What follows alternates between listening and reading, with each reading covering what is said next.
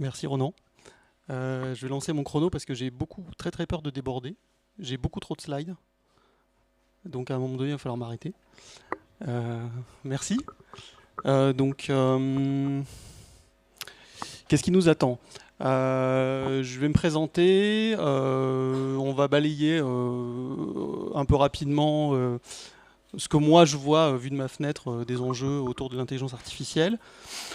Comment j'arrive à me situer dans mon travail. Et puis ensuite, je vais détailler des cas d'usage très concrets de la façon dont moi je me sers de l'intelligence artificielle générative, parce que c'est vraiment ça le sujet. À la fois sur la création de 3D et puis du code aussi, dans les différentes activités que j'ai aujourd'hui, quoi. Et puis à la fin, on se fera des bisous. Voilà. Je suis François Gutters. J'ai travaillé pendant plus de 25 ans à essayer de faire en sorte que les industriels utilisent les technos du jeu vidéo avec plus ou moins de succès. La société dans laquelle j'ai travaillé développe des simulateurs de conduite, des simulateurs de vol. On a même développé notre propre moteur 3D qu'on a mis en open source. Donc je suis aussi un fervent défenseur de l'open source. Je fais partie de la démoscène depuis la fin des années 90. Et depuis la fin de l'année, 2025, j'ai entamé un travail de thèse, donc je suis doctorant, comme Ronan l'a dit, à l'université Paris 8, qui est l'université des créations.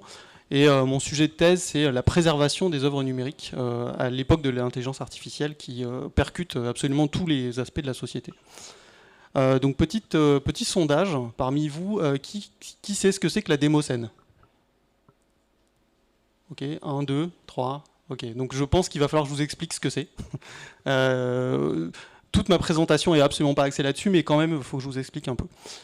Donc la démoscène, très rapidement, j'avais pas du tout prévu d'en parler, mais je pense que on se donne rendez-vous l'an prochain, et je vous ferai une conf, si vous voulez bien, sur la démoscène. La démoscène, c'est un mouvement culturel qui est né au milieu des années 80, en marge du piratage de jeux vidéo.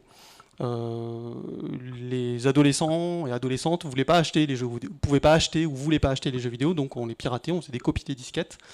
Et du coup, les disquettes étaient protégées par les éditeurs. Et ça a créé un jeu du chat et de la souris. Et de cette culture du piratage a émergé en fait l'art de programmer, d'optimiser, de mélanger du code, de la musique, etc. Et c'est un mouvement qui existe encore et qui manipule des algorithmes pour faire un usage créatif du code.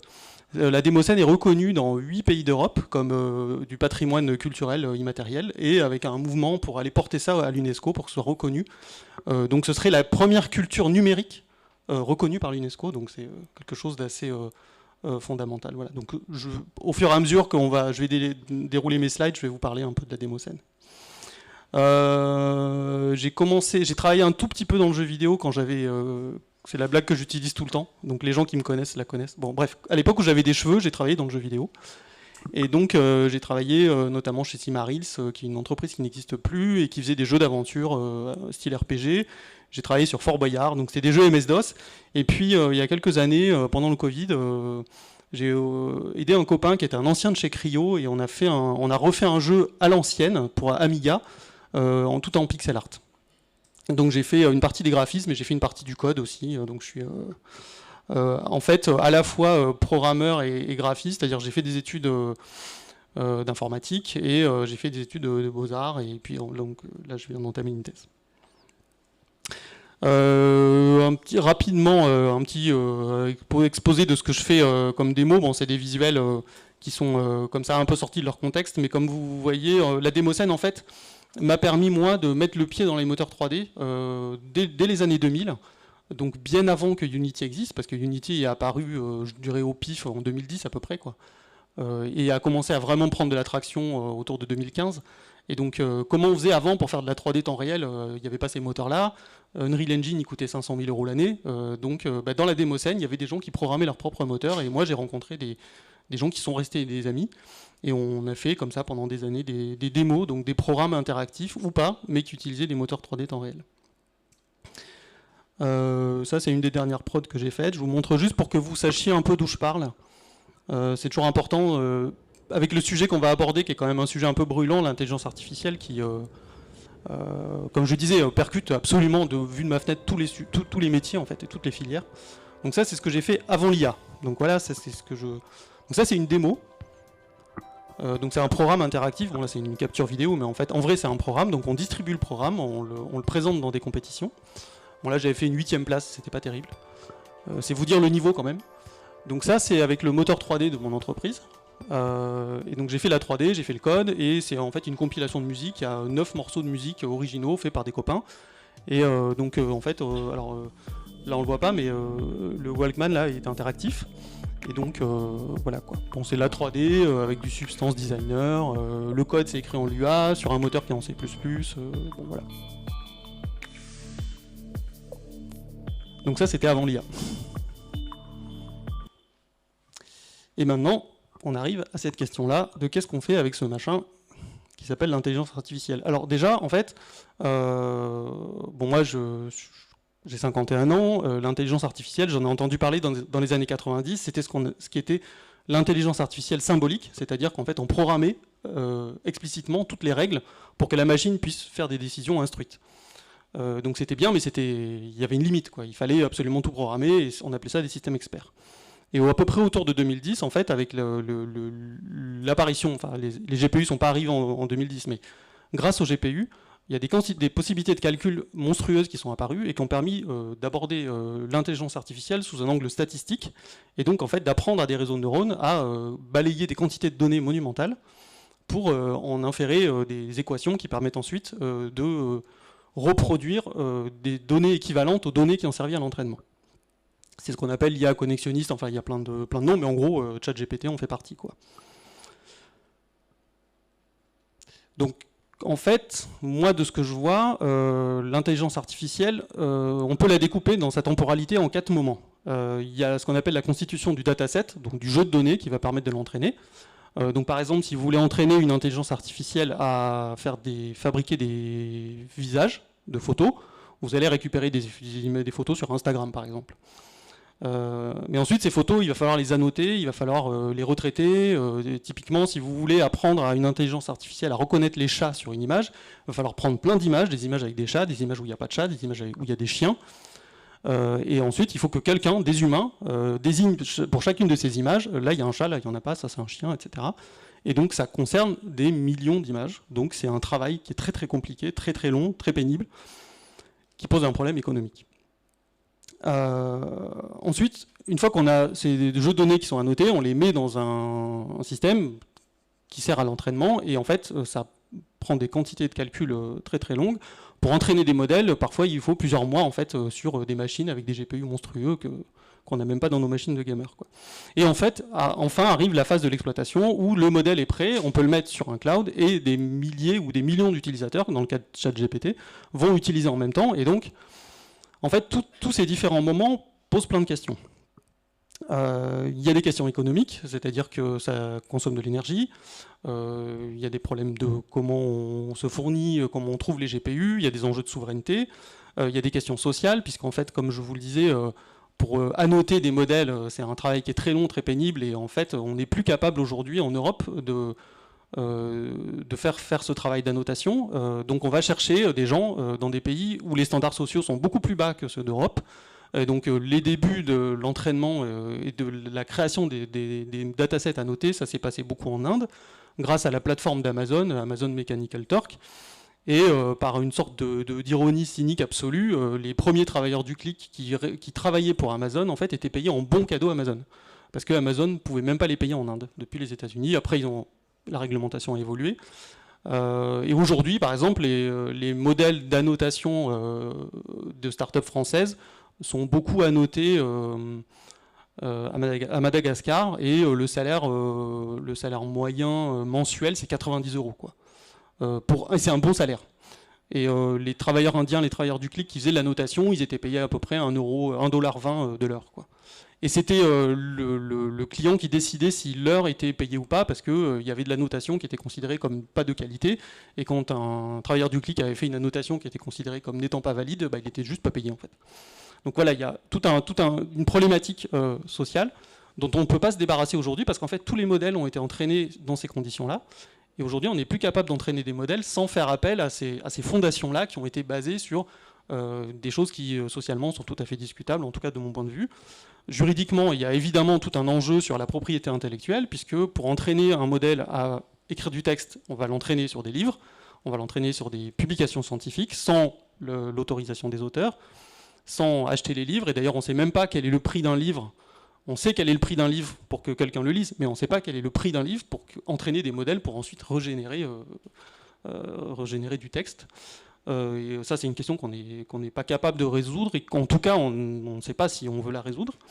Et ça touche aussi les modèles français, puisque même Mistral, en fait, pour entraîner leur modèle, ont fait appel à des stocks de livres qu'ils ont téléchargés sur Internet, parce qu'en fait, ils n'avaient pas le choix. Pour être compétitifs, de leur propre aveu, pour être compétitifs avec ChatGPT ou le modèle d'Anthropic, Claude, ils avaient besoin de ces mêmes, ce qu'on appelle des corpus, en fait, des jeux de données, quoi. Et puis évidemment, il y a l'aspect environnemental. Tout ça, ça consomme énormément d'énergie. Alors en France, on a la chance ou la malchance, ça dépend de quel côté on se place, d'avoir du nucléaire, qui nous donne quand même la possibilité d'avoir de l'énergie qui émet assez peu de carbone. Et pour reprendre les termes de Arthur Mensch, le PDG, un des cofondateurs de Mistral, en fait, leur métier, c'est de transformer les électrons en tokens, donc en unités d'intelligence, intelligence avec des guillemets. Donc voilà. Moi, j'ai tous ces problèmes-là, mais malgré tout, l'intelligence artificielle, c'est quelque chose qui me fascine. Donc j'ai essayé de me fixer à moi-même un cadre éthique que je ne respecte pas vraiment, mais quand même. Donc quand on parle d'intelligence artificielle avec des réseaux de neurones, en fait, c'est pas un truc monolithique, c'est soit bien, soit mal, il y a tout un continuum, quoi. Et par exemple, il y a ce qu'on appelle l'OCR, donc en gros, vous faites une photo d'un texte, et vous le donnez à une intelligence artificielle, elle va vous le transformer en fichier Word. Ça, c'est de l'OCR, de la reconnaissance de caractère. Donc ça, c'est déjà de l'IA, en fait. C'est déjà de l'IA avec un entraînement, etc. Vous avez des modèles de vision, vous donnez une image à un modèle, et il va vous dire, dans cette image, je vois tel objet, tel objet, tel objet.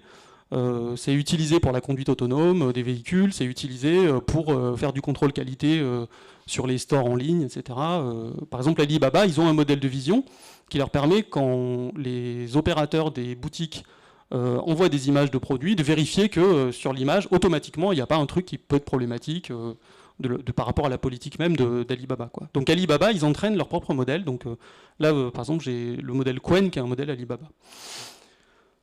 Les LLM, évidemment, donc ChatGPT, et puis les modèles d'embeddings. Donc l'embedding, c'est un truc un peu technique. Si j'arrive à bien gérer mon temps, on en parlera à la fin.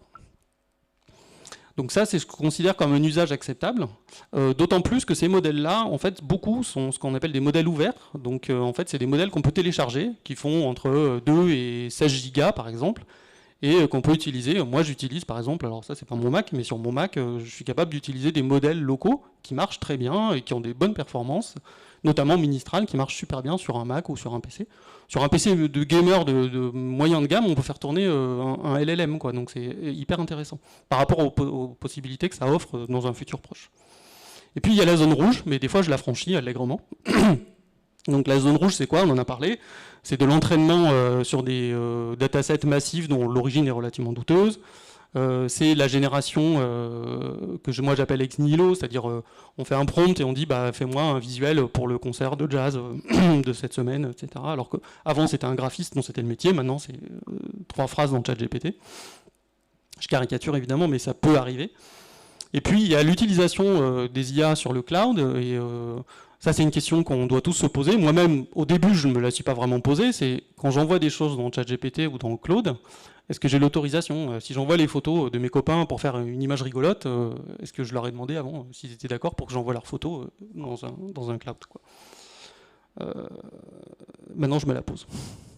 J'ai un peu mûri. Donc moi, les IA que j'utilise, ce dont je vais vous parler, je suis un gros utilisateur d'OpenAI, placement de produits. J'ai testé un peu Claude, donc ChatGPT, OpenAI Codex, c'est la même chose. Codex, c'est l'assistant code en fait de ChatGPT. Enfin, c'est ChatGPT optimisé pour faire du code. Ministral, je m'en sers pas mal, je vais vous montrer ce que je fais avec. DeepSeek, c'est un modèle chinois qui est pas mal, qui marche très bien. Et Qwen, on en a parlé, c'est un modèle de vision qui transforme une image en texte. C'est hyper intéressant, parce que ça donne la possibilité aux machines de comprendre des images de notre monde à nous, quoi. Quand je dis comprendre, c'est avec des guillemets, mais ça a quand même du sens. En IA générative, j'ai pas mal testé Midjourney. Stable Diffusion, qui est un système, une architecture open source avec des modèles ouverts, je l'ai pas mal testé aussi. ChatGPT, c'est évidemment générer des images. Je vais vous montrer pas mal ce que je fais avec Meshi, qui est un modèle qui est capable de générer des modèles 3D. Donc un modèle d'IA qui génère des objets en 3D. Eleven Labs, je l'ai utilisé aussi pour générer de la voix. Et Comfy UI, qui est une énorme plateforme open source, gratuite, qui permet de tester plein de modèles. Je commence à apprendre à m'en servir, mais c'est assez compliqué, enfin, de mon point de vue. Et puis, il y a les IA de classification, qui ne sont pas vraiment génératives, mais qui permettent d'extraire des infos depuis des matériaux, typiquement de la vidéo, des images, etc. Donc MediaPipe, je vais vous montrer ce qu'on fait avec. Librosa, qui est pour le son. YOLO, qui est pour trouver des petits chats dans une image. Et puis SAM, qui est Segment Anything, qui permet de découper des images en plein de morceaux. Donc typiquement ça, donc l'image de gauche, c'était mon métier d'avant, donc c'est une expérience en réalité virtuelle, donc c'est une capture d'écran, et à droite, c'est la même chose passée dans le modèle de Meta, Segment Anything. En fait, il découpe tout, et donc c'est pas des unités qui ont du sens, mais ça permet de faire un premier travail comme ça, et ça c'est le fruit d'entraînement, c'est-à-dire qu'il y a des gens qui ont pris des images et qui se sont pris la tête à les détourer pour des salaires de misère, quoi. Donc ça pose quand même question, puisqu'en France, on peut considérer qu'on a une forme de désindustrialisation avec la destruction d'emplois. Et je ne dis pas que c'est un métier intéressant de faire du détourage, mais entre ça et pas de boulot, bon, peut-être qu'on peut se poser la question, quoi. Donc ça, c'est MediaPipe, qui est un modèle de Google. Et en fait, on lui donne des images et il fait de la motion capture, entre guillemets. Donc il est capable de trouver les bras, les jambes, le torse, etc. Donc là, j'ai testé sur une pièce de théâtre. Et c'est assez saisissant, quoi. Et c'est du temps réel, là. Enfin, on est à 20 images secondes à peu près. Sur un PC, quoi, un PC standard. Et donc ça, c'est pour du jeu vidéo, pour créer du contenu, par exemple, ça peut être hyper intéressant. Vous avez, entre guillemets, avec une webcam et un PC, vous avez un studio de mocap à disposition, quoi. Alors je caricature parce que c'est de la 2D et demi, la profondeur, elle n'est pas forcément toujours très bonne, mais ça, je trouve que c'est un usage qui est relativement positif, en fait, de l'IA. Bon. On peut en discuter. Gardez toutes vos questions pour la fin. Donc, qu'est-ce que je pourrais vous recommander? Alors, je suis moins organisé que Maureen ce matin. J'ai pas des tonnes de références, mais s'il y a un bouquin que vous pouvez vous procurer, il coûte 18 €. Pensez l'intelligence artificielle. En fait, il est très complet parce qu'ils ont convoqué plein de théoriciens, d'artistes et de scientifiques. Et donc il y a plein de textes, ça parle forcément à tout le monde parce que ça aborde vraiment tous les sujets. Donc c'est un bouquin édité par Anna Lombert, qui est une philosophe qui est spécialisée, qui s'est spécialisée peut-être à son corps défendant dans les questions d'intelligence artificielle. Elle commence à être assez connue, donc vous pouvez la trouver facilement sur des radios comme Radio France, etc. Voilà, je voulais faire une photo pour l'ISBN. Enfin bon, pensez l'intelligence artificielle, le bouquin orange, il coûte vraiment pas grand chose. Donc je vais vous montrer ce que je fais avec l'intelligence artificielle générative. Hop. Alors, je ne sais pas si tout le monde connaît Midjourney ou pas. Qui a déjà utilisé Midjourney? Ok, bon. Qui a déjà utilisé Midjourney sans faire de prompt? Ah, déjà, il y a moins de monde. Donc, moi, je suis une grosse feignasse. Donc, si je peux éviter de faire des prompts, ça m'arrange. Et j'ai découvert dans Midjourney qu'il y a une fonction qui s'appelle le blend. Et c'est comme un blender, en fait, quand on veut mélanger des fruits, des bananes et des pommes. Là, on mélange des images.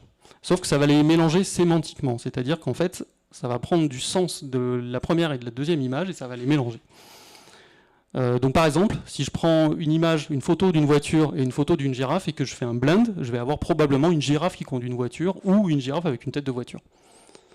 Et donc je me suis dit, ah mais alors si on peut blender une image, si on peut blender deux images, peut-être que si je blende une image avec elle-même, je vais pouvoir obtenir un clone généré par l'intelligence artificielle de mes propres photos. Donc j'ai pris une photo à moi, donc ça c'est un tiers-lieu qui est à Orléans, qui s'appelle le 108, je leur fais de la pub, c'est un super endroit. C'est une ancienne chocolaterie, donc ils ont gardé la cheminée. Et donc je me suis dit, je vais donner 2 fois cette image à Midjourney avec le blend et je vais lui dire, génère-moi une image. Et en fait là, il dit, c'est interdit de mélanger 2 images avec elles-mêmes. Si tu fais ça, je te bannis. Et comme c'est sur Discord en plus, Midjourney, bon, c'est un peu radical. Donc ce que j'ai fait, je lui ai demandé d'utiliser une autre fonction qui est la description. Donc je lui demande de décrire ma photo. Donc il va me proposer 4 descriptions. Bon, c'est dans une sorte d'anglais un peu bizarre, un genre de sabir d'internet.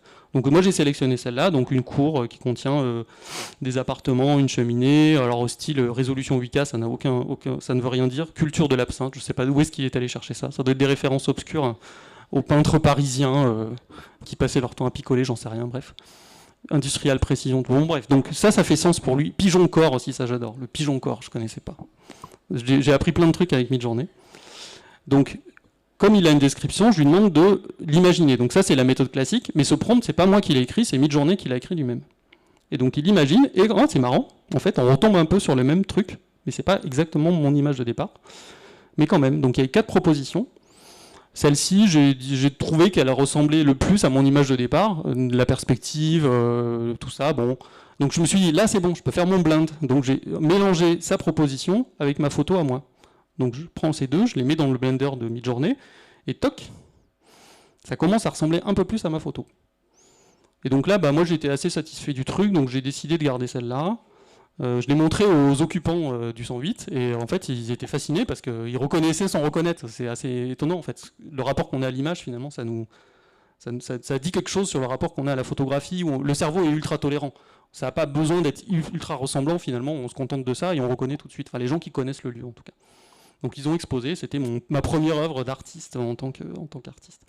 Donc j'ai fait plein d'expérimentations comme ça, donc là on est allé se balader en vélo avec ma femme, donc j'ai fait une photo nulle, je prends que des photos nulles. Pourquoi je prends mes photos à moi? Parce que en fait c'est un moyen d'éviter le plus possible de tomber sur du vol de copyright. Parce que comme je vous l'ai dit, Midjourney probablement, d'ailleurs ils le savent, ils se sont fait prendre la main dans le pot de confiture, ils ont des listes entières d'artistes et tout, et donc leur modèle est entraîné là-dessus. Donc c'est pas moins grave de piller des artistes photographes que de piller des artistes peintres, mais sur de la photo qu'on appelle vernaculaire, c'est-à-dire de la photo personnelle pour documenter la vie de tous les jours, j'ai moins de chances de tomber quand même sur un artiste dont je vais piller le travail, quoi. Donc je me suis pas mal servi de ça pendant 2-3 ans pour expérimenter Midjourney, trouver les limites et tout. Et donc c'est intéressant parce que là on voit tout de suite que sa proposition à lui, il est allé sur de la peinture. Donc ça m'intéresse pas, parce que là je suis sûr qu'en plus c'est du pillage du style d'un artiste. Donc je fais mon blend, donc je remélange avec la photo de départ, je remélange, et petit à petit en fait, on finit par se rapprocher de la photo d'origine, quoi, à peu près. Et donc c'est intéressant parce qu'on voit qu'il y a un espèce d'effet de Larsen. L'objectif de mon téléphone, c'est celui-là, là, il était un peu crado, donc il y a une espèce de brouillard sur la photo d'origine, et en fait Midjourney l'a complètement amplifié. Donc j'ai fait ça sur mes photos, et j'ai fait ça aussi sur mes propres images, sur mes propres créations. Donc ça c'est... Je vais y arriver, zoomer avec mes gros doigts. Donc ça c'est une image 3D que j'ai fait pour une démo il y a en 2001, ça date. Et donc j'ai demandé à Midjourney de la décrire, et il m'a généré ces trucs, et j'ai pas poussé l'expérimentation plus loin, parce que là je me suis dit ça y est, ça recommence, tu es en train d'exploiter le style ou le travail de notre artiste en fait, parce que moi ce que je fais ça ressemble pas vraiment à ça, quoi. Mais je les ai quand même gardés parce que j'ai trouvé que c'était intéressant. Donc j'ai testé, j'ai fait pas mal d'expérimentations comme ça. Ça donne des trucs assez rigolos, quoi. On retrouve un peu mes particules, mes arbres en style low poly pour ceux qui connaissent, tout ça, quoi. Mais je suis pas allé plus loin parce que j'étais vraiment pas à l'aise avec ce concept-là. Donc j'ai continué à faire ça, et j'ai continué à faire ça sur mes photos à moi, donc mes photos un peu bizarres et tout, que j'ai mélangées. Puis j'avais 2-3 images qui venaient d'un bouquin de mon grand-père sur les progrès de la science de l'URSS des années 60. Oui. Je sais pas si on peut te poser des questions là ou... Peut-être après. Ouais. Je pense qu'il y a moyen que j'oublie, mais sinon c'est pas grave. Ok, c'était quoi la question sur le thème? C'est juste, qu'est-ce que tu cherches au travers de ce process-là? Enfin, est-ce que tu es guidé, entre guillemets, juste par la découverte de l'outil? Ouais. Ou est-ce que tu as quelque chose... Ouais, c'est une bonne question. Je vais essayer de développer ça au fur et à mesure que je parle, effectivement. En fait, j'ai un sentiment d'attraction-répulsion vis-à-vis de l'intelligence artificielle. Je trouve que c'est épouvantable par plein d'aspects. Et en même temps, j'ai envie de l'utiliser. Et j'ai envie de voir jusqu'où ça peut aller. Et s'il y a un moyen de trouver un chemin acceptable, entre guillemets. Et donc ça guide un peu pas mal de mes expérimentations. Notamment le fait que j'utilise en particulier du matériau photo. Mais pas seulement, quoi. Et donc j'ai comme ça, pendant un an, j'ai mélangé plein de photos à moi avec des photos d'un bouquin de mon grand-père sur les progrès de la science en l'URSS, un bouquin qui date des années 60, écrit par Aragon, qui était un adorateur, un grand admirateur de l'URSS. Et donc je me suis retrouvé avec tout un stock de photos comme ça. Donc, enfin, c'est pas des vraies photos, ça c'est du mid-journée que j'ai demandé à ChatGPT de décrire, et ensuite je les ai balancés dans un autre modèle qui est stable diffusion, et c'est un modèle qui a été entraîné sur, je pense, beaucoup d'images, de films en fait. Et donc c'est un modèle qui sait faire que des choses réalistes. Et ce qui est intéressant, c'est que ce côté un peu fantomatique qu'on retrouve dans la description, le modèle que j'ai utilisé dans stable diffusion, il n'est pas capable de générer des fantômes, donc il fait cette espèce de rendu un peu cadavérique et tout, c'est assez marrant, quoi. Et donc là c'est pareil, ça c'est une friche urbaine à côté de chez moi, là, à Orléans, mélangé avec des photos d'astronautes, et donc le gars s'est retrouvé dans un espèce de machin. Enfin, ça fait des mélanges complètement improbables, mais qui d'un point de vue enfin, je trouve que ça peut convoquer une forme d'imaginaire qui est quand même qui moi m'intéresse en termes d'exploitation. Et quand je balance ça dans ChatGPT, qui en fait une description et que je fais générer par stable diffusion, ça me donne ce truc beaucoup plus réaliste, très absurde. On dirait presque Poutine, d'ailleurs, c'est un peu flippant. Donc je me suis retrouvé comme ça avec tout un stock d'images. Et je me suis dit, bah, qu'est-ce que je vais pouvoir en faire? Et donc j'ai créé une expérience en réalité virtuelle. Reposer sur une ambition inégalée, décupler la production de pommes de terre en exploitant les la voix est synthétique, là. C'est l'IA. En 1964, les biologistes soviétiques se sont lancés dans l'ingénierie de tubercules géants, capables de croître d'abord en laboratoire, puis dans des conditions extrêmes pour assurer une autosuffisance alimentaire totale.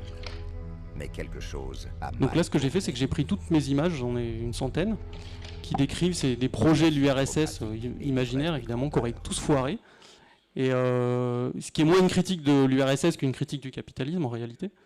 Et donc j'ai fait une espèce d'environnement dans lequel on étudie des dossiers, et donc les gens se plongent en fait dans cette étude de dossiers de foirés de l'URSS, avec des images qui sont objectivement fausses, donc il y a toute une réflexion sur les fake news aussi. Et puis donc ça, c'était une première exploitation de l'IA, donc des images 2D plongées dans une scène en réalité virtuelle. Et en fait, j'ai eu énormément de retours de la part du public, et donc ça m'a donné envie de continuer à expérimenter, quoi. En marge de ça, ma femme est banquière, mais elle est aussi photographe. Et donc, tiens, pourquoi ça vient pas là? Ok, je sais pas pourquoi. Ok, pas grave. Il lui arrive sur les marchés d'acheter des stocks de diapositives ou de pellicules. Donc là, elle était tombée sur un stock de diapositives d'une famille qui doit dater des années 60, 50-60 en couleur. Donc je suis parti de ça. Elle a un scanner de diapo, donc j'ai scanné la diapo. Donc en vrai, ça donne ça. C'était des vacances d'été en Italie, je pense. Donc je ne sais pas ce que sont devenus ces gens, en fait. Et donc à partir de maintenant, vous allez voir toutes les images que je vous montre. Quand c'est une photo ou un matériau en 3D, je le mets. Quand c'est de l'IA, je le mets aussi. Comme ça, vous pourrez distinguer assez facilement, parce que c'est pas toujours évident, quoi. Et donc, je me suis dit, on va travailler avec ce matériau-là. Donc là, j'ai fait ce que je vous avais dit que je faisais pas. J'ai pris la photo de quelqu'un que je connais pas et je l'ai balancé dans ChatGPT. Parce que je suis très fainéant, donc je voulais pas faire le détourage moi-même. Et puis il manquait les jambes, donc je lui ai demandé la question qui est posée là, en fait. Donc le prompt, c'est ça, et donc c'est assez saisissant, et à la fois on commence à voir des dérives, c'est-à-dire que le visage a changé, il n'a pas été capable de respecter complètement le visage. Donc une fois que j'ai ça, je mets le personnage dans une pose qu'on appelle la T-pose, qui est connue des gens qui font du jeu vidéo, en fait. Et qui permet de passer sur la génération d'un modèle 3D. Donc là, j'ai utilisé deux modèles différents, ChatGPT, qui lui-même articule plein de modèles les uns derrière les autres, et puis Meshi, qui permet de transformer une photo en modèle 3D. Donc c'est absolument fascinant. Donc j'ai fait ça sur toute une série de modèles. Donc ça, c'est une photo de ma femme. Alors ça, c'est un faux Polaroid avec un vieil iPhone. J'en ai extrait ce truc-là, et en fait, ce qui est marrant, c'est que le modèle est capable d'imaginer, entre guillemets, ce qui n'apparaît pas dans l'image, parce qu'on ne sait pas du tout, enfin, lui, il ne sait pas ce qu'il y a de l'autre côté, en fait. Moi, je le sais, parce que je connais ma femme, et je sais comment elle est habillée, mais... Et pareil, l'appareil photo, il a un peu extrapolé et tout, mais ça fait des trucs assez fascinants, quoi. Donc j'ai fait comme ça toute une série. Donc là, je suis parti de ce personnage qui est au fond, Ça aussi, c'est une image entièrement générée. Donc d'étape en étape, en fait, on peut demander comme ça à se balader, à se déplacer dans l'espace génératif de l'IA jusqu'à avoir le modèle. Toc. Je me suis aussi aperçu que dans certains cas, pour de la photo, ça permettait de remplacer avantageusement la photogrammétrie. La photogrammétrie, ça consiste à prendre plein de photos d'un objet et à mettre ça dans un algorithme qui va générer un nuage de points et ensuite un modèle 3D. Le problème de la photogrammétrie, c'est que ça ne sait pas du tout gérer les matériaux transparents et les matériaux qui reflètent, typiquement le chrome, parce que c'est plein de reflets, donc ça change d'un angle de vue à l'autre. Alors que l'IA, elle n'a pas du tout ce problème-là, et donc en fait, le modèle 3D que ça m'a généré, donc ça c'est la version de ChatGPT, mais le modèle 3D que ça m'a généré est relativement conforme à ça, et en plus, il a reconnu qu'il y avait du chrome, etc. Donc on peut, comme ça, fabriquer. Donc là, c'est d'un point de vue de l'impact sur l'économie du jeu vidéo, ça, pour moi, ça va avoir un impact en fait, si ça n'a pas déjà commencé, qui est à la fois positif et négatif. C'est-à-dire que ça permet d'aller très vite, d'itérer très rapidement, mais aussi d'avoir une force de travail sans commune mesure avec celle des humains, quoi. Donc là-dessus, j'ai pas de réponse à vous apporter, mais je partage mon expérience de l'utilisation de ces outils-là. Donc le résultat, ça donne ça. Donc ça, c'est une expérience VR qu'on a fait avec ma femme. Alors ça, c'est juste la maquette dans le moteur 3D. Donc là, tous les objets de la scène 3D sont générés à partir de photos, en fait. C'est que des photos trouvées sur des marchés aux puces. Avec ma femme, on a sélectionné les photos. Et donc c'est tous ces personnages qu'on a assemblés. Ma femme a inventé une histoire. Et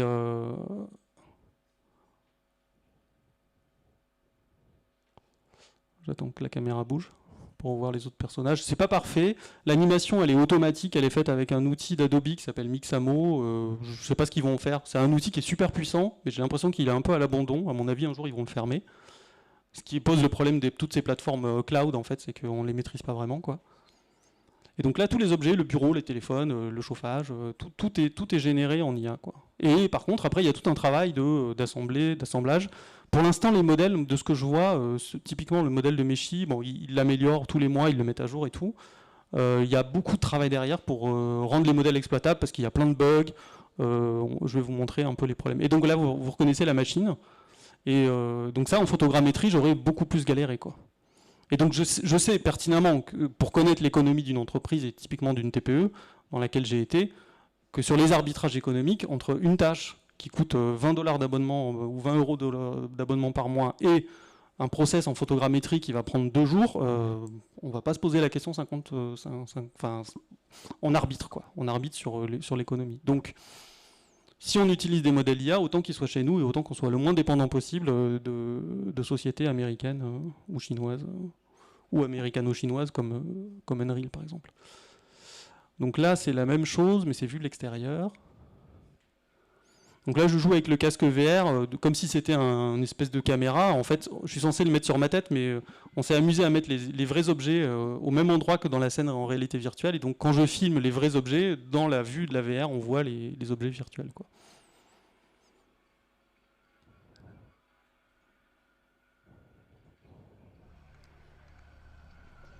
Donc il y a toute une série d'allers-retours comme ça entre des vrais objets qui sont photographiés, qui sont passés dans l'IA, qui sont générés en 3D, qui ensuite qui nous permettent de fabriquer des expériences en VR dans lesquelles on peut plonger les gens. Enfin, il y a tout un travail à faire sur l'imaginaire qui moi me semble hyper intéressant et très fécond.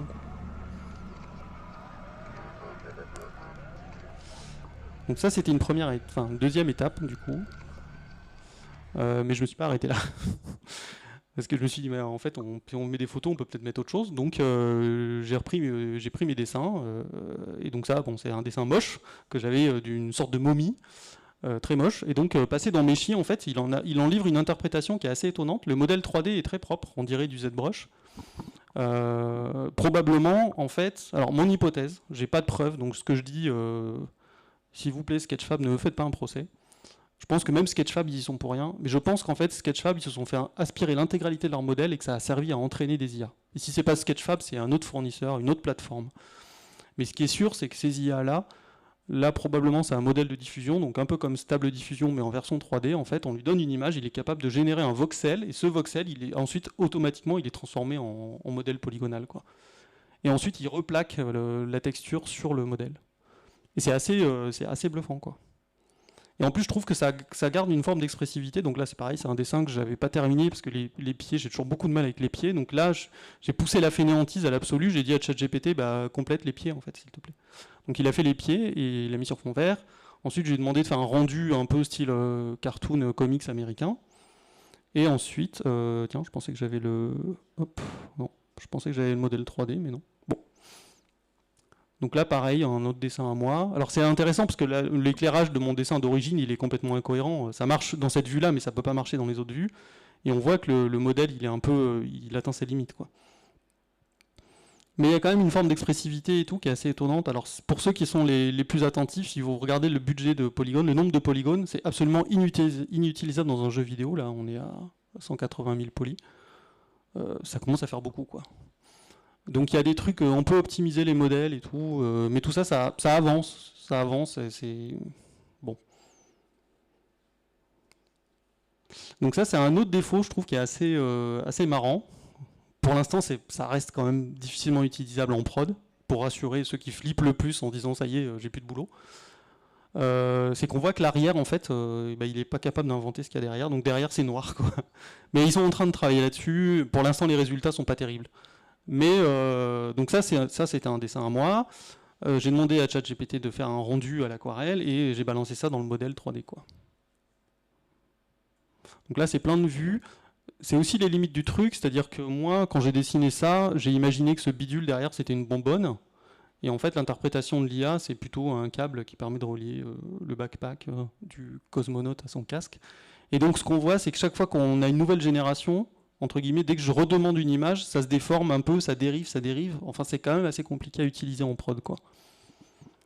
C'est sympa pour tester des trucs et tout, mais pour la phase d'idéation, la recherche et tout, je trouve que c'est hyper intéressant. Pour faire de la prod concrète, c'est quand même pour l'instant assez compliqué, quoi. Y compris quand on donne des dessins complètement pétés, là, où ma perspective elle est fausse, les bras, tout est faux quand même, c'est vraiment un dessin pourri. Et il essaye, lui, il s'en fout, il n'y a pas de jugement, donc il essaie quand même d'en faire un modèle 3D, donc le modèle 3D est très bizarre. C'est assez marrant, quoi. Ça fait une sorte de bossu.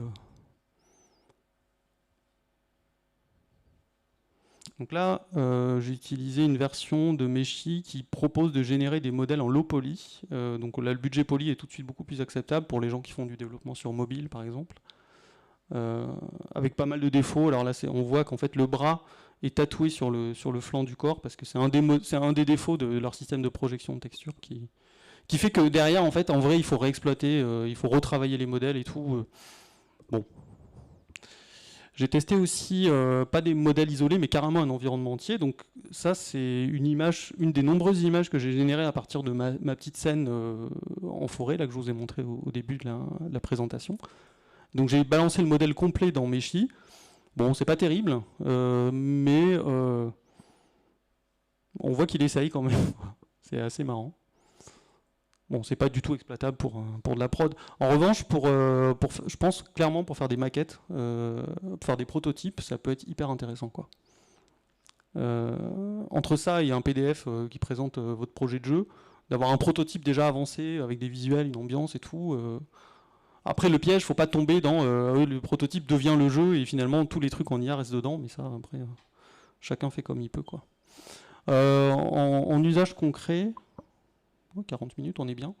Dans les années 2000, j'écoutais une web radio qui s'appelait Blue Mars, qui c'était beaucoup de la musique ambiante. Et cette web radio s'est arrêtée à un moment donné. J'étais vraiment super nostalgique. J'ai réussi à remettre la main sur une archive de tous les MP3. Et donc, à l'époque où cette radio existait, j'étais en contact avec les gens qui la faisaient tourner. Et je leur avais fait un petit dessin, parce que j'étais vraiment fan de leur web radio. J'avais fait du fan art, quoi. Et donc j'ai pris ce fan art là de l'époque et je l'ai balancé dans Meshi, donc ça m'a fait, alors je sais pas si vous voyez en fait, mais toute cette trame là, toute cette grille, c'est en fait le budget polygone d'un modèle qui sort de ce modèle d'IA. Donc c'est inutilisable, hein. On est à 200 000 triangles. Mais en fait ça vient du fait que ça passe par une étape de voxel et que c'est la voxelisation, enfin la polygonisation du modèle voxel qui génère autant de triangles. Mais derrière on peut lui demander de le simplifier, de l'optimiser. Mais du coup, ça fait apparaître plein de bugs, les normal maps sont toutes pétées et tout. Il y a eu un moment où ils avaient débranché les normal maps tellement c'était pété, en fait, ils avaient trop honte, quoi. Et donc là, ils l'ont réparé et donc ça remarche bien, enfin à peu près. Mais ça donne des trucs quand même. Voilà, le modèle low poly est tout de suite plus intéressant, je trouve. Euh, il a pris des libertés par rapport à mon dessin, l'espèce de système de respiratoire, je sais pas ce que c'est. Bon, j'avais pas du tout ça sur mon dessin d'origine, mais ça fait partie des trucs. Bon, pour l'instant, l'IA fait un peu, elle fait un peu ce qu'elle veut, quoi. Et ça, c'est l'autre modèle de Meshi qui permet de générer directement du low poly. Et en fait, comme vous voyez, il a fait un truc très bizarre. Le pied est en double et tout, mais c'est les limites de mon dessin à moi, en fait. Mais bon, je trouve que c'est pareil. Cette forme on appelle ça des hallucinations, mais je trouve que c'est presque. Ça peut être intéressant, quoi. Donc j'en ai fait une expérience complète. Alors, toc. Donc ça a donné ça en fait. Donc j'ai un modèle 3D, j'ai un stock de MP3 et j'ai la nostalgie d'une web radio. Qu'est-ce que j'en fais?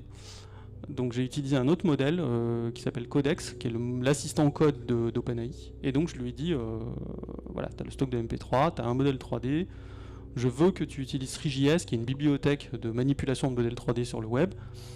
Et pour me mettre en plein écran, le Cosmonaut, et il y a la liste de MP3, et je veux que tu les joues, et que quand tous les gens qui se connectent sur le site en même temps, je veux qu'ils aient tous le même morceau en même temps, donc que tous les morceaux soient synchronisés. C'est pas une vraie web radio, c'est pas un serveur qui diffuse des morceaux, qui les envoie à des clients. C'est les gens qui se connectent sur le site, chaque client en fait joue les mêmes morceaux, et donc tous les morceaux sont synchronisés sur l'horloge. Donc on entend tous le même morceau au même moment. Donc ça reproduit un peu l'expérience de la web radio, ce qui est une forme de travail de préservation finalement et de recréation préservation. Et donc là en fait, moi je suis pas du tout, je suis développeur, mais je fais du C, un peu de C++, du Python, et je fais pas du tout de développement web en fait. Et j'ai réussi entre guillemets. Alors mon truc est sûrement pas très robuste, mais voilà, j'ai une expérience web complète. Je lui ai décrit que je voulais une forme de câble élastique en décrivant le système d'équation que je voulais. Je voulais un intégrateur de Verlet, qui est un moyen assez simple d'avoir une simulation physique, en décrivant précisément que le câble est suspendu à un des angles du frustum de la caméra, donc du cône de projection. En fait, ce qui est assez fascinant, c'est que avec un bagage technique et une culture technique suffisamment poussée, on est quand même capable au moins de faire des prototypes qui tiennent à peu près la route, quoi. Je retourne à ma presse.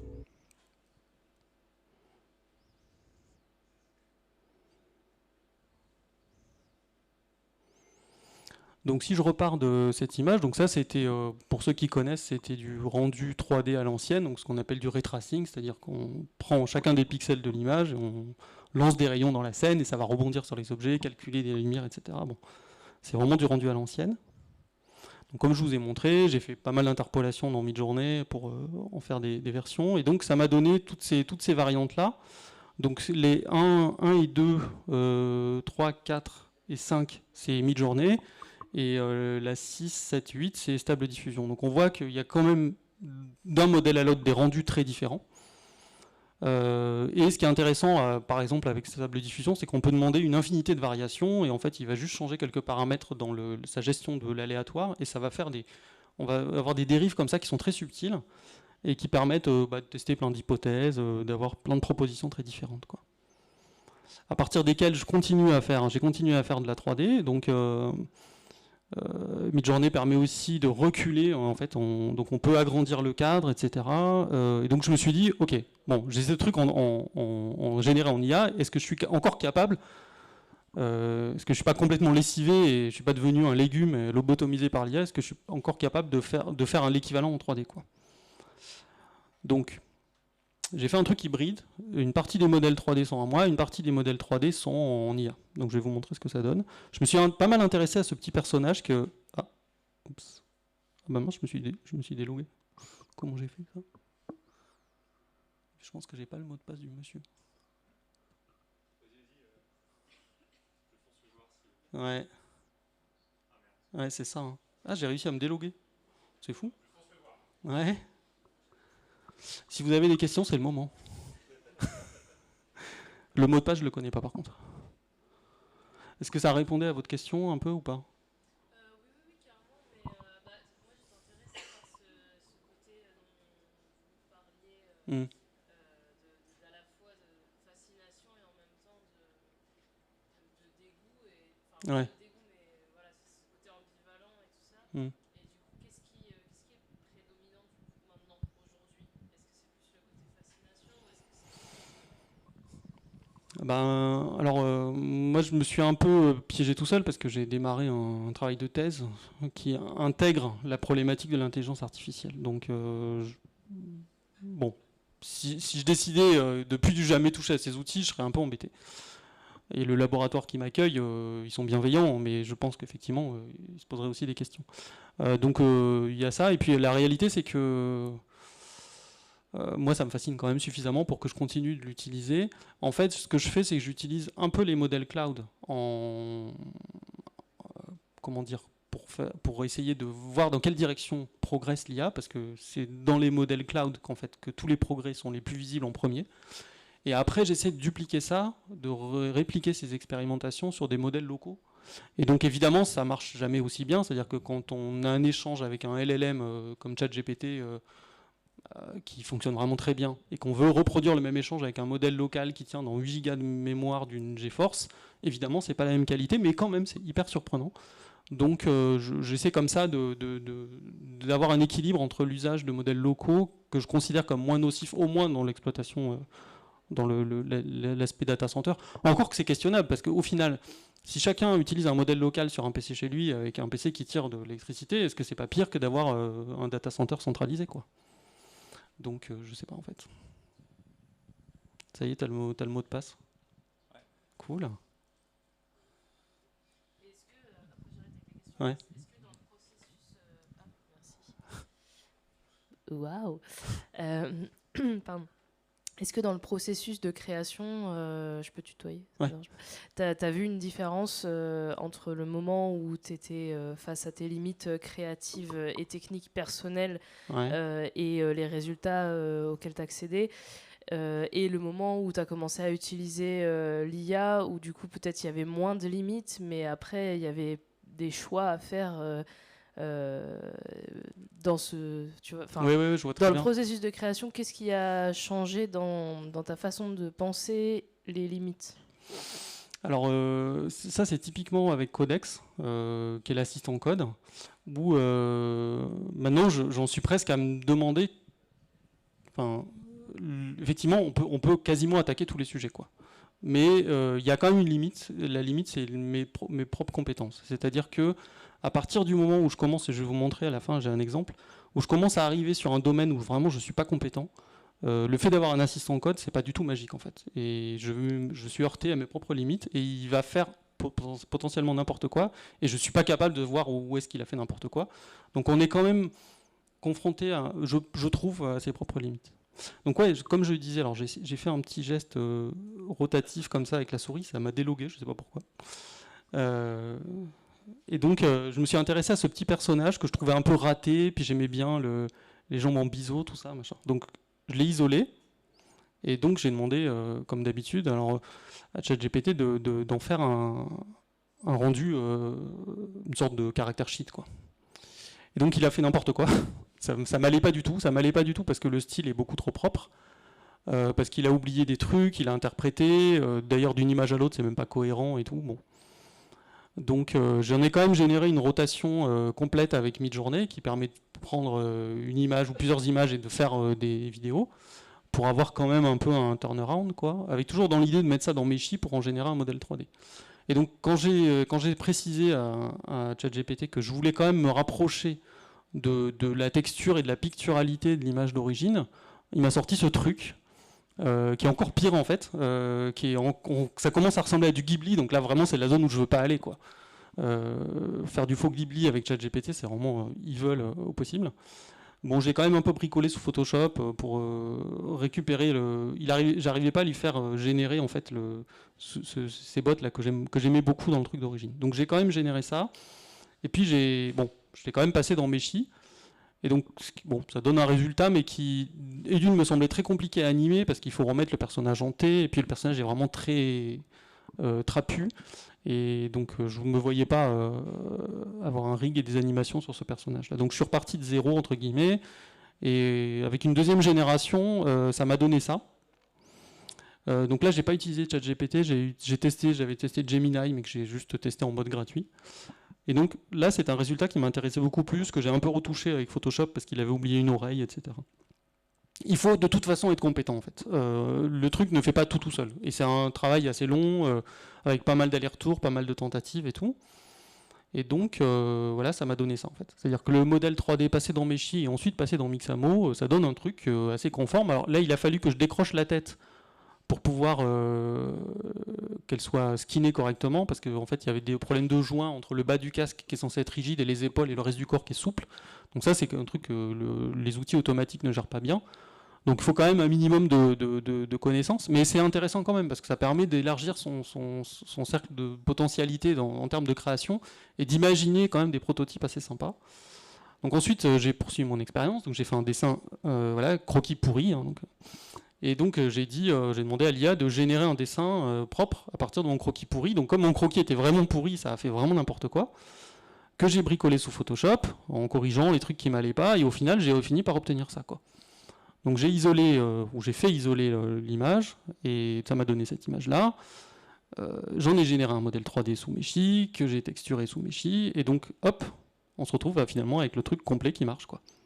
Entre guillemets, c'est pas du grand art, c'est pas ultra propre, mais c'est quand même suffisamment fonctionnel, selon moi, pour commencer au moins à faire un prototype, etc., quoi.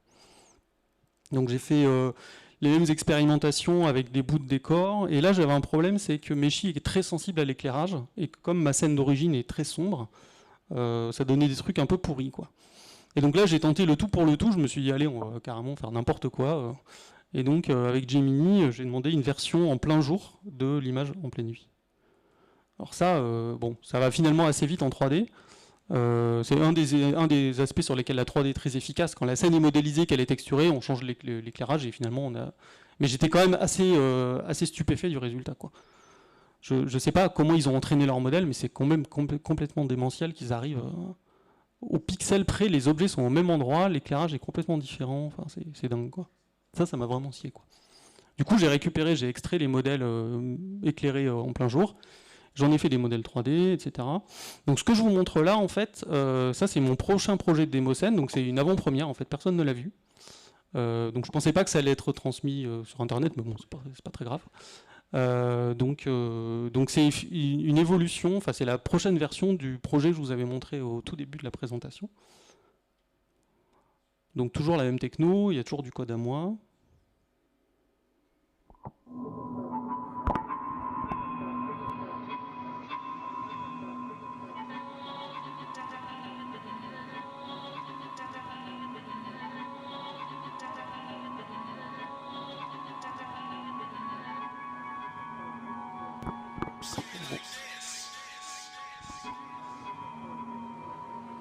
Donc on voit pas très bien, mais il y a une sorte d'aurore boréale derrière.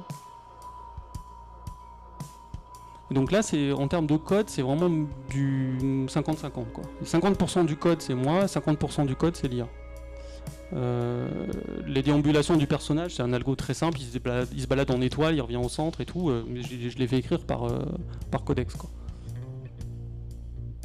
Les espèces de oiseaux lumineux qui se baladent, c'est un algo que j'avais écrit pour faire bouger les poissons dans la version précédente. Donc c'est une partie d'algo à moi, et par contre je l'ai connecté à la musique pour avoir extrait des dynamiques de la musique, et là c'est un domaine où je suis pas du tout compétent, donc là-dessus j'ai fait travailler Codex qui m'a écrit un programme Python qui avec Librosa a extrait en fait toutes les dynamiques de la musique, les basses, etc. machin. Et donc ça a un impact directement sur l'animation, quoi. Donc c'est vraiment un workflow complètement hybride, en fait, moitié moi, moitié de l'IA, quoi. Je suis pas hyper content du rendu de certains objets, donc il y a des objets que je vais refaire. Mais en tout cas ça permet d'avoir un proto, quoi.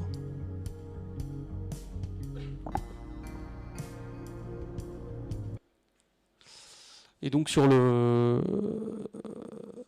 l'aurore boréale, je pense que j'ai eu du bol, mais c'est aussi simple que ça, et donc c'est vraiment flippant de se dire...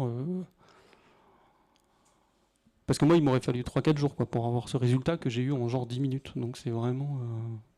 et ce qui est vraiment fascinant, c'est que Donc le projet que je vous montre, là, il est écrit dans un moteur 3D, qui est le moteur écrit par ma boîte, qui est un moteur qui a eu très peu de traction, c'est-à-dire qu'on a très peu d'utilisateurs. À la différence de Unity, Godot, ou sur GitHub, il y a des centaines, voire même des milliers de projets. Donc là, en fait, l'IA, elle n'a pas été entraînée sur le code de notre moteur, quoi. Et elle est quand même capable d'écrire des algos qui fonctionnent du premier coup.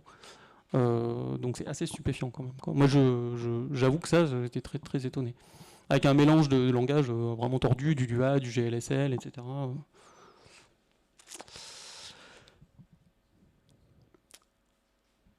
Sans transition, en théorie, il me reste 5 minutes, donc je vais essayer d'accélérer, mais on arrive à la fin. Je vais vous parler d'un très vieux jeu qui s'appelle Plundered Earth, qui est un jeu d'aventure texte qui a été écrit au milieu des années 80. C'est un jeu qui est particulier parce que c'est un jeu qui a été écrit par une femme, dont le personnage principal est une femme, et qui était destiné à un public féminin. Il y avait quand même encore il y avait des traces de sexisme dans ce truc de se dire on va faire un jeu que pour les femmes. Et donc comme c'est un jeu qui est en mode texte, alors je vais vous montrer à quoi ça ressemble. Donc en fait, quand on démarre le jeu, on est face à ça. Donc tout est écrit en texte, il n'y a pas d'image. Et pour interagir, en fait, on tape des phrases, quoi. Là, c'est en l'occurrence en anglais. Et donc c'est intéressant parce qu'il y a un double régime en fait dans la gestion du langage.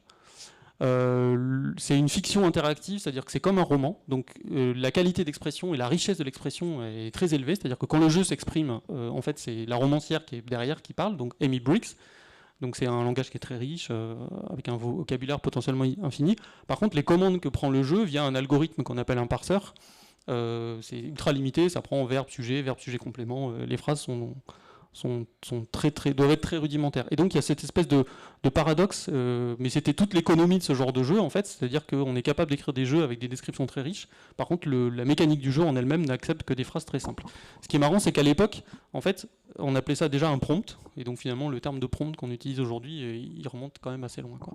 Et donc je me suis dit, en fait, on a un truc idéal, je vais brancher un LLM dessus, donc je vais prendre une IA pour voir si elle est capable de jouer toute seule à ce jeu-là, quoi. Et en fait, ça a complètement déconné. Parce que donc j'ai utilisé Ministral, qui est un modèle qui marche en local, que j'ai utilisé sur mon PC. Et en fait, il ne comprend pas qu'il a des descriptions qui sont très très riches, mais que lui, quand il s'exprime, il doit s'exprimer de façon très simple. Donc j'ai essayé pourtant de lui expliquer comment ça marche, c'est quoi un parseur, comment s'exprimer, etc. Mais en fait, il teste des trucs, quoi. Il essaie d'ouvrir les portes, il essaie d'ouvrir le coffre est fermé, alors il cherche la clé. Puis l'instant d'après, il a oublié que le coffre était fermé, donc il essaie de rouvrir le coffre, etc. Enfin, c'est très marrant, quoi. Et donc, je me suis dit, ouais, en fait, ça marche pas, quoi. Ça marche pas, et non seulement ça marche pas, mais en plus, il y a des chercheurs de Stanford qui s'y sont mis à plusieurs, ils ont essayé de résoudre ce problème-là, d'avoir ChatGPT qui joue, alors, pas à Plundered Earth, mais à Zork, qui est un autre jeu de la même société. Et en fait, ils ont le même constat que moi, c'est que, en fait, ces LLM qui sont censés être ultra intelligents, hyper puissants, on les met en face d'un Commodore 64, et en fait, ils sont en PLS, quoi. Donc c'est très rigolo. Donc ce que j'ai fait, c'est que plutôt que de faire en sorte que le jeu essaie de résoudre que le LLM essaie de résoudre le jeu, je me suis dit on va le mettre dans une position de faire des commentaires plutôt. Donc j'ai automatisé la gestion du jeu, j'ai pris la solution officielle et en fait le jeu joue tout seul. Et par contre ce que j'ai fait, c'est que j'ai essayé de créer en fait du sens entre ce qui se passe dans le jeu et une interview vidéo que l'autrice du jeu a donnée en 2007.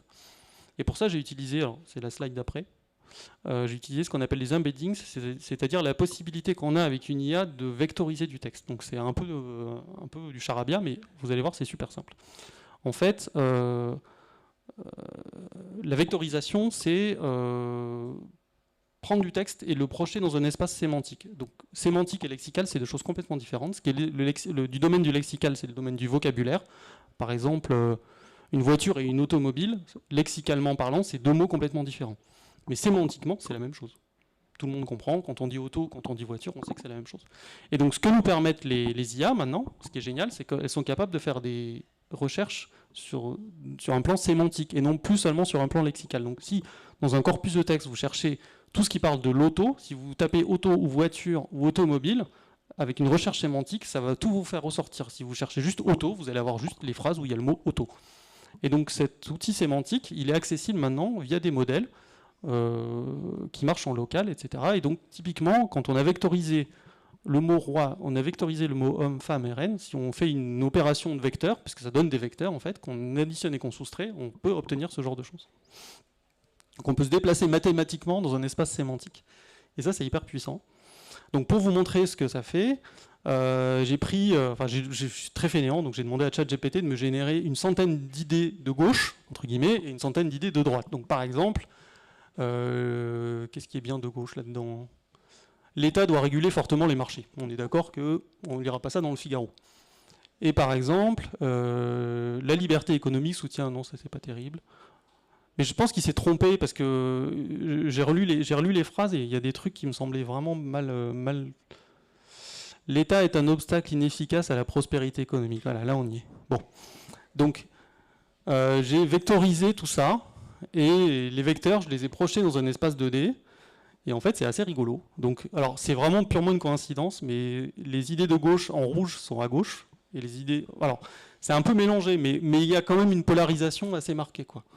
Et donc, bon, il y a différents modèles de projection parce qu'on veut pouvoir... en fait, la vectorisation, en général, on récupère un vecteur en 4000 dimensions. Donc, c'est impossible à se représenter pour l'esprit humain.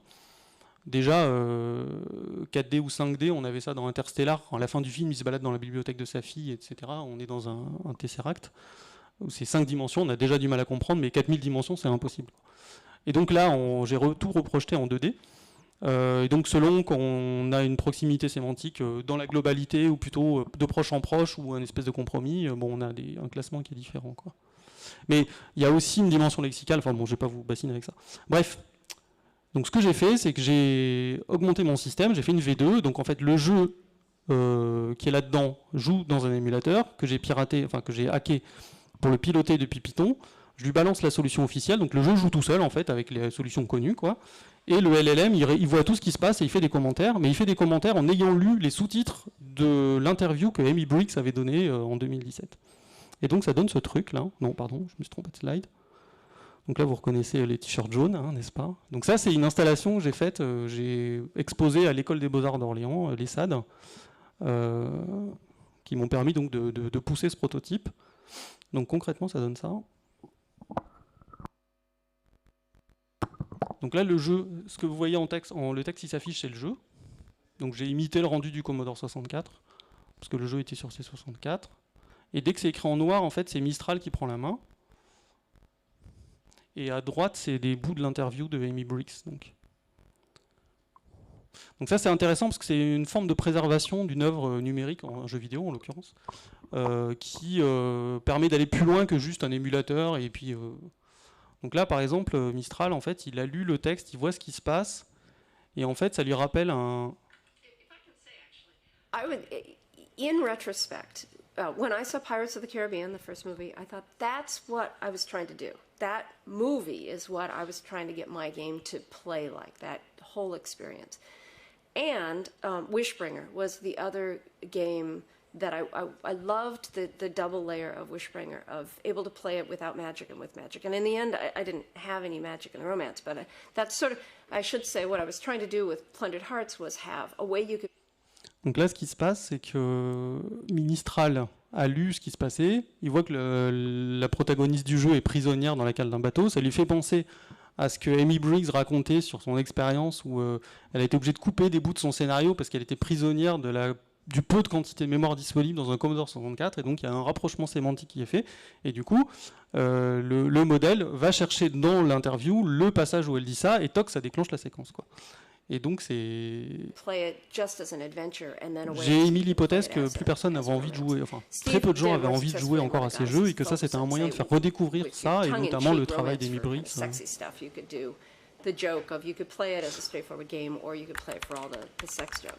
Voilà, donc ça c'est un usage de l'IA entièrement local, il n'y a rien sur le cloud, et ça fait apparaître des connexions, des trucs un peu atypiques, quoi, que je trouve vraiment intéressants, quoi. Et un dernier exemple, j'ai testé un truc pour un projet démo que j'ai fait avec des copains. J'ai essayé de faire écrire un text-to-speech, donc en fait on donne du texte et la machine va générer des paroles. J'ai essayé de faire écrire un text-to-speech à Codex, avec ce qu'on appelle les formants, qui est en fait des différents types de sonorités sur ce qui sort de la bouche, à la fois des harmoniques et puis du bruit. Et donc là, je me suis heurté à mes propres limites parce que je suis assez inculte en fait en audio. Et donc, ce qu'il a fallu que je fasse, c'est que je donne à Codex les moyens de juger la qualité de ce qui est généré. Donc en fait, il a écrit un programme qui transforme du texte en voix. Et donc je lui ai donné un programme qui fait le contraire, qui transforme des voix en texte. Et comme ça, il a pu juger lui-même de la qualité de son code. Et ce qu'on voit, c'est qu'en fait, la qualité augmente d'un seul coup. Dès que je lui ai donné le programme, il a su sur quel levier agir, rallonger les syllabes, rajouter plus de S, jouer sur les bruits, jouer sur les enveloppes, etc. Et à un moment donné, il a atteint un plateau. Et en fait, ce plateau, il a trouvé lui-même, il a déterminé lui-même qu'en fait, c'était le programme inverse qui permet de transformer de la parole en texte qui était limité. Et donc ça lui permettait pas d'avoir suffisamment de finesse dans le diagnostic de ses propres limites, quoi. Et donc ça, c'est assez fascinant. Ce que je trouve intéressant, c'est que c'est une utilisation de l'IA connexionniste pour générer un programme très low-tech, en fait, parce que du coup, le programme qu'il a généré, il fait 100 kilooctets, donc c'est tout petit, en fait. Et en 100 kilooctets, alors je vais vous montrer, bon, la voix, c'est pas incroyable, hein, mais c'est assez rigolo. Donc là, ce que vous allez entendre, c'est les différentes itérations. Donc en fait, c'est la courbe de progression sur l'intelligibilité de la phrase, et donc la phrase que ça lui fait dire, c'est to be or not to be, that is the question. Alors, bon, le son n'est pas très fort, mais...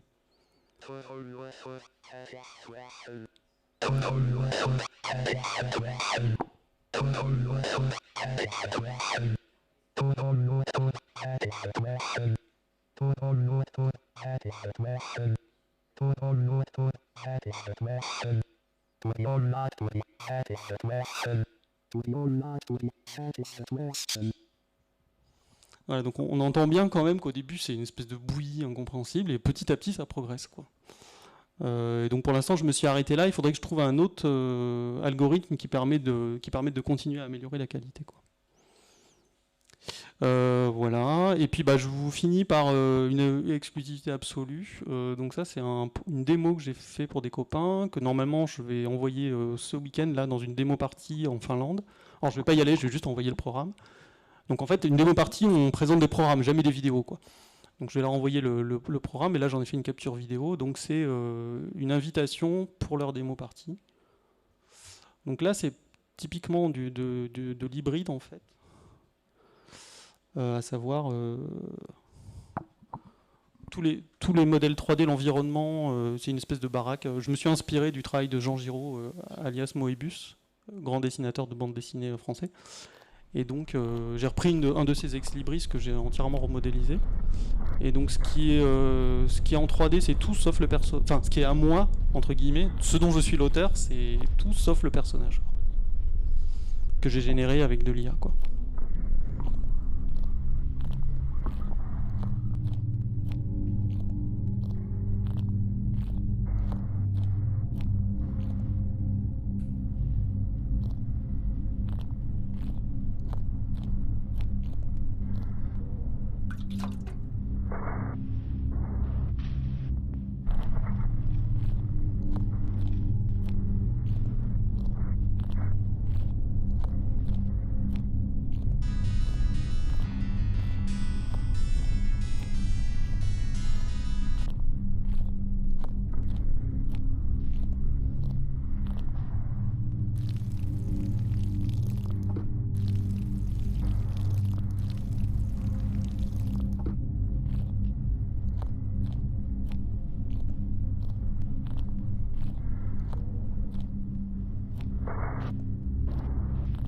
Donc là, ce qui est intéressant, c'est que la partie entre guillemets bas niveau du code est générée en IA, et par contre la partie haut niveau, où le script, où je dis quelle caméra mettre, à quel moment la caméra change, où le personnage se déplace, ce qu'il fait avec ses mains, avec ses bras, ça c'est moi qui l'ai écrit. Donc en fait j'ai écrit un script, un peu comme un réalisateur de cinéma,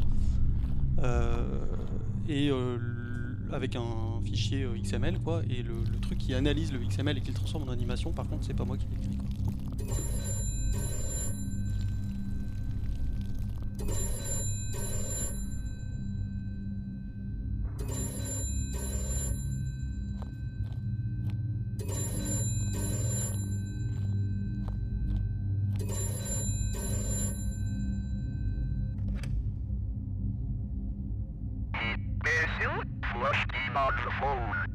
You are invited to Shadow Party 2026. The party runs from July 3rd to July 5th. It takes place at Meadowken Sports Hall in Overville, just outside Paris. 3 days of demos, music, graphics, code, and chaos. Bring your machine, bring your crew, and bring your passion for the scene. There are loose tool and bolts, tool demo compose, graphics, text mode, music, fun, wild, and fantasy console compose. Pack your gear, call your friends, and keep the scene alive. Goodbye.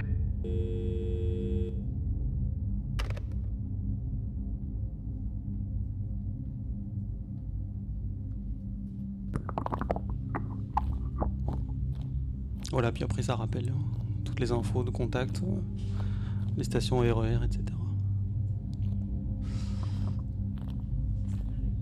Ouais, allez-y, hein. Oui, allez-y. La Shadow Party, c'est génial en fait. C'est un super moment. Il y a du live coding, donc des filles et des mecs qui font qui codent des shaders en live et tout. C'est vraiment génial, quoi. Sur le site du ministère de la Culture, sur leur chaîne YouTube, il y a une vidéo sur la démoscène, parce que comme ils ont fait un travail de reconnaissance patrimoniale, le ministère de la Culture a dépêché une équipe de reporters et qui ont fait un reportage super sympa, vraiment très cool sur la démoscène. Faut fouiller, c'est entre les vidéos de Rachida Dati, vous allez trouver un truc sur la démoscène, quoi. Voilà. Je crois qu'on arrive à la fin, et donc c'est génial parce que j'ai pas trop débordé en fait, ce qui est incroyable. Je sais pas comment j'ai fait. Alors... slideshow, je regarde ce qui reste. Non, ça non. Ouais, bon, vite fait, le Gaussian splatting, les gens, ça vous parle le Gaussian splatting ou pas?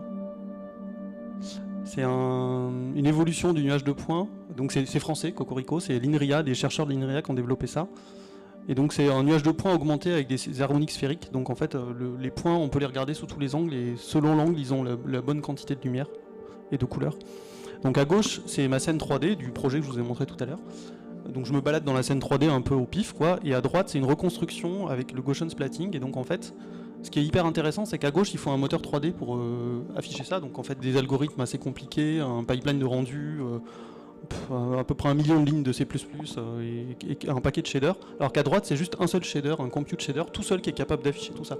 Et donc d'un point de vue postérité, c'est hyper intéressant pour moi parce qu'en fait, avec un nuage de points, des harmoniques sphériques et juste un shader, on est capable de reconstituer un peu une scène 3D, quoi. Donc y compris pour archiver du jeu vidéo, parce qu'aujourd'hui on joue à GTA, mais peut-être dans 100 ans, les humains, si on n'a pas complètement cramé la planète, ce qui n'est pas garanti, peut-être que les humains s'intéresseront à GTA et ce qu'on a fait, pourquoi on jouait à GTA, à quoi ça ressemblait, et peut-être que c'est un moyen comme un autre d'archiver le jeu vidéo, quoi. Donc je trouve que c'est un outil qui est hyper prometteur, hyper porteur, le Gaussian splatting, et en plus c'est français, donc merde, quoi. Voilà. Bon, ça c'est un rappel vite fait. Est-ce que vous avez des questions ?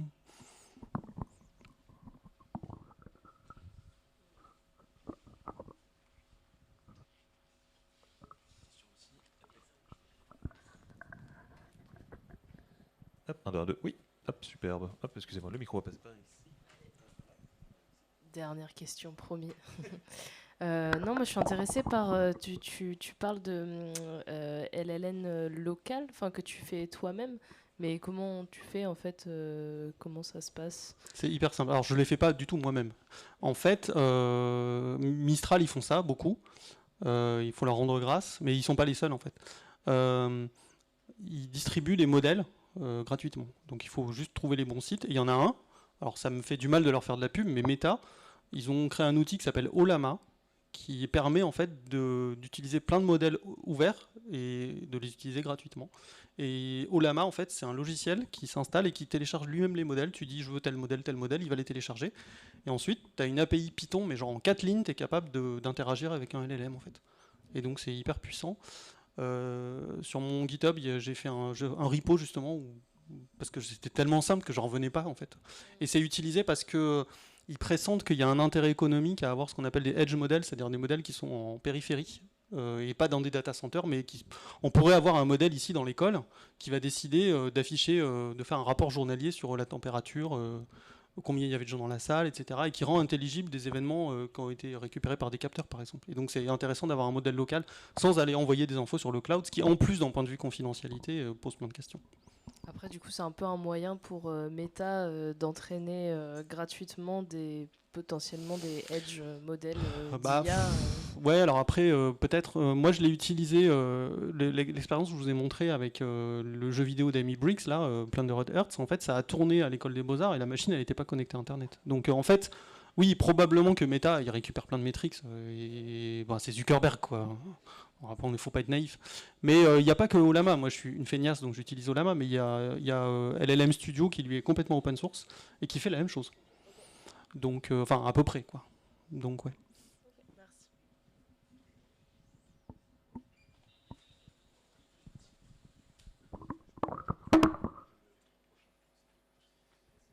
Bonjour, merci pour la conférence. Moi, j'avais une petite question sur l'aspect plutôt artistique, parce qu'on voit que tous les travaux que tu nous as montrés, il y a un travail de recherche, mais il y a aussi une démarche artistique aussi souvent derrière. Je me demandais comment tu arrivais à concilier intention créative et génération par IA, en fait. Parce que quand tu textures un objet en 3D, tu ne le fais pas par hasard, tu mets il y a une intention dans ce que tu fais. Et moi, de l'utilisation que j'ai fait de l'IA, je suis aussi développeur, donc j'utilise pas mal l'IA au niveau du code, où on va dire que l'intention est moins présente, en tout cas ça transparaît moins, quoi, dans le résultat. Au niveau artistique, j'ai pas encore réussi à concilier les deux et à réussir à utiliser cet outil qui est quand même génial, enfin faut dire ce qui est, c'est d'un point de vue technique, et conserver une intention, l'intention de départ que je pouvais avoir, qu'elle soit pas pervertie par ce que me propose l'IA, en fait. Ouais, c'est une bonne question. En fait, peut-être que la réponse est que je me suis jamais vraiment considéré comme un artiste, donc j'ai peut-être moins cette inquiétude que toi. Enfin, je vais faire une réponse un peu en mode provoque, mais en fait, je trouve que ce que font ressortir, alors c'est vraiment beaucoup le cas sur les LLM, mais c'est finalement le cas aussi sur la génération d'images, ça fait ressortir quand même beaucoup l'aspect très déterministe des créations humaines. En fait, ce que le LLM ont fait ressortir par accident, et c'est pas moi qui le dis, c'est Stephen Wolfram, qui est un des plus grands spécialistes de l'IA symbolique, qui s'est intéressé du coup à l'IA générative. Et ce qu'il dit, c'est que ça a fait apparaître par accident le côté déterministe du langage. C'est-à-dire qu'en fait, ce que fait un LLM, c'est qu'il calcule le mot suivant par rapport au mot précédent, quoi. Et que le fait que ce soit calculable, ça dit quand même quelque chose sur le fait que peut-être on écrit tout le temps la même chose, sans du tout diminuer la qualité du travail des auteurs, des chercheurs, etc. Mais donc, un exemple concret, si tu cherches une photo du Golden Temple à Kyoto, ce temple japonais qui est tout au nord de Kyoto et qui est peint à la feuille d'eau, enfin couvert d'or, en fait, je sais pas, il y a 2, 3, 4 millions, je sais pas combien, il y a 2 millions de fois la même photo, en fait. C'est-à-dire qu'on fait tous la même chose. Alors, c'est un cas un peu extrême et que je prends volontairement, mais moi, je me dis que c'est pas si grave, en tout cas en ce qui me concerne par rapport à ma position d'artiste et d'auteur. Et en fait, on fait quand même énormément de choix dans toutes les propositions qui sont artificiellement aléatoires, parce qu'en fait, en vrai, les modèles génératifs sont déterministes. C'est-à-dire qu'ils devraient tout le temps donner la même chose. Quand on donne une phrase à ChatGPT, il donne deux réponses un peu différentes, mais ça, c'est artificiel, en fait. En vrai, il devrait tout le temps donner la même réponse. C'est juste qu'on a rajouté une part d'aléatoire qu'on appelle la température, pour donner l'impression que c'est une réponse un peu improvisée et tout, mais en fait, avec les modèles locaux, on s'en rend compte, on peut mettre la température à 0 et on a systématiquement la même réponse. Mais ça ne veut pas dire qu'il y a une seule vérité absolue, ça veut juste dire que les modèles d'IA générative, en fait, ne laissent aucune place au hasard. Le hasard a été rajouté de manière artificielle. Et Midjourney, c'est pareil. Midjourney fait toujours 4 propositions d'images différentes, mais c'est complètement artificiel. En fait, il devrait en faire une seule. Et ça devrait être toujours la même. Et après, on peut changer éventuellement le hasard, ce qu'on appelle la graine, ou l'acide. Donc, tout ça pour dire qu'en fait, de la façon dont les outils sont mis à notre disposition, on a encore la possibilité de faire des choix, de tester, de refuser des choses. Alors après, il y a toujours la responsabilité de l'énergie que ça consomme, de l'impact environnemental, etc., c'est sûr. Mais je trouve qu'il y a quand même suffisamment d'outils à disposition, et puis c'est quand même beaucoup d'allers-retours entre l'IA générative, Photoshop, la 3D. Moi, j'ai retouché pas mal des UV, des coordonnées UV, j'ai retouché des textures localement. Donc, je ne sais pas si je réponds à ta question, mais... Est-ce qu'il n'y a pas un moment où tu avais une vision très claire de ce que tu voulais, de ce que tu imaginais pour ce que tu es en train de faire? Tu balances ton idée, ou une image ou une idée dans un prompt, et puis l'IA te propose quelque chose, tu fais « Ah ouais, ça c'est bien aussi ». Et du coup, ton intention de départ est complètement évanouie c'est complètement dissoute dans ce que te propose l'IA. J'ai déjà entendu pas mal de créateurs qui évitent de générer des levels, par exemple dans le jeu vidéo, mais même dans le cinéma aussi, qui évitent de faire générer par de l'IA des choses qui vont être créées par des humains par la suite. Parce que ça a une influence énorme sur la direction qu'on va prendre. Et je pense que ça, de mon point de vue en tout cas, j'ai l'impression que ça peut pervertir un petit peu l'intention qu'on avait au départ, en proposant quelque chose qui nous semble mieux. Mais c'est pas une question de qualité, quoi. C'est l'intention qu'on a, elle n'est pas bonne ou mauvaise. En fait, c'est l'intention qu'on a en tant qu'artiste.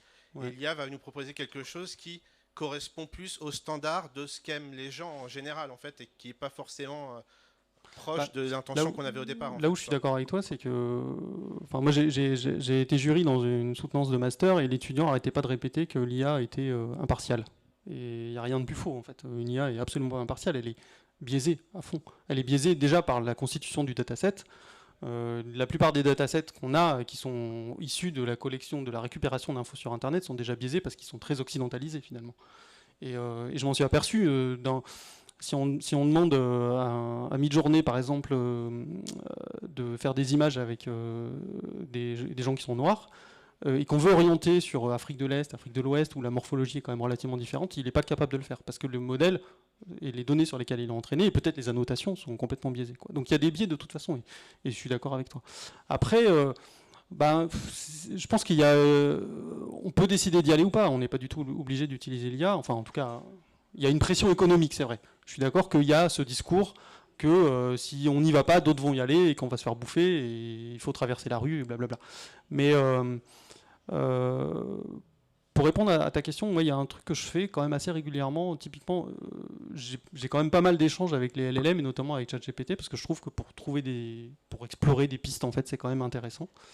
Et des fois, alors le truc de ChatGPT, c'est qu'il est toujours ultra enthousiaste. Ouais, c'est génial, c'est une super bonne idée. Ah, mais t'as raison, t'as trouvé une vraie piste et tout. Enfin bon, bref, je pourrais lui faire écrire ma thèse, en fait, et ça serait génial, quoi. Mais des fois, je lui pose une question, et je lui pose la même question, mais en la tournant dans l'autre sens. C'est-à-dire... est-ce que c'est une bonne idée de faire ça? Et après, je lui dis, est-ce que c'est une mauvaise idée de faire ça? Et en fait, il est d'accord avec les deux avis.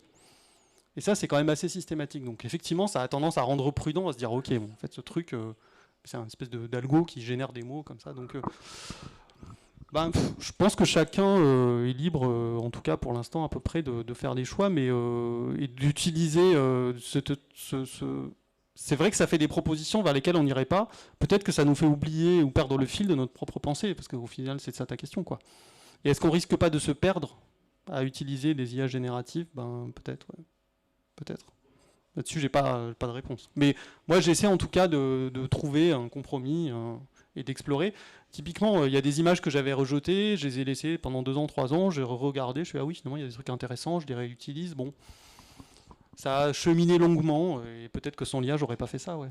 Mais sans la 3D, j'aurais pas fait la même chose non plus.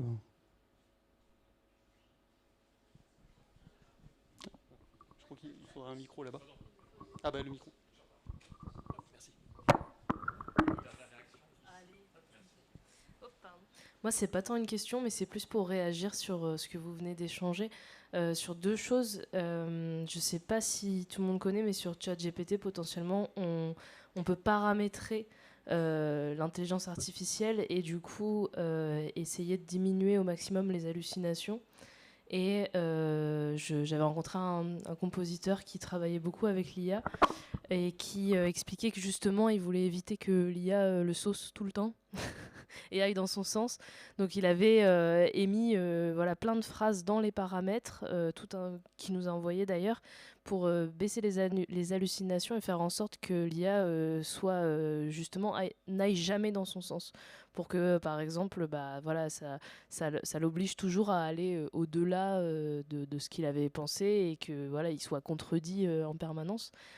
Et donc lui, il se crée carrément des agents d'IA où il se crée des espèces de professeurs particuliers d'orchestration où il télécharge des PDF spécialisés et il lui dit je veux que tu me donnes les réponses uniquement dans ces PDF-là. Enfin, voilà, je trouve qu'il l'utilise d'une manière assez pertinente et ça peut être intéressant de savoir que voilà, c'est les paramètres par défaut, mais que c'est possible de la transformer. Bon, je crois que par contre, il faut payer, hein, parce qu'on est dans un monde capitaliste, donc voilà. Et la deuxième chose que je voulais dire, c'est que par rapport à... tu te disais un truc par rapport à l'IA que à la toute fin, tu savais pas forcément où ça allait nous mener, tout ça. Et il y a des gens en fait qui ont quand même expliqué que l'IA creusait énormément les inégalités déjà présentes. Et donc, comme n'importe quel outil, mais cette fois-ci c'est complètement démesuré, et d'expliquer que en fait, les gens qui déjà ont tendance à remplacer des tâches et du coup à moins solliciter leur chemin cognitif, en fait, les chemins cognitifs finissent par s'effacer. Et donc, il y a en gros, soit on remplace ce qu'on est censé faire et on demande à l'IA de le faire, et dans ces cas-là, on risque de perdre des connaissances puisqu'on va moins les solliciter, soit on l'utilise pour étendre notre apprentissage, et dans ces cas-là, on va apprendre des choses qui nous dépassent. Et d'un point de vue très schématique, il disait en gros, les gens qui ont la flemme et qui veulent remplacer les trucs vont devenir de plus en plus cons, et ceux qui veulent apprendre encore vont devenir de plus en plus intelligents. Voilà, mais c'est vraiment nul schématisé comme ça, mais c'est juste pour expliquer que ça reste un outil et que finalement, c'est vraiment l'usage qu'on en fait qui va déterminer si c'est quelque chose de pertinent ou quelque chose de fatal. Voilà.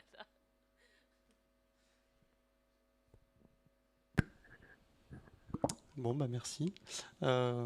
Juste pour réagir à ce que tu disais, je trouve que le terme outil est pas du tout adapté, mais j'ai pas trouvé mieux en fait. Il y a technologie, qui est un terme peut-être, mais outil, je trouve que c'est pour le coup un peu limité comme définition. Enfin, ça nous aide pas à penser la réalité de ce que c'est, quoi. Mais j'ai pas mieux à proposer, hein, donc. Mais je suis d'accord avec ce que tu dis. Bon, merci de m'avoir écouté.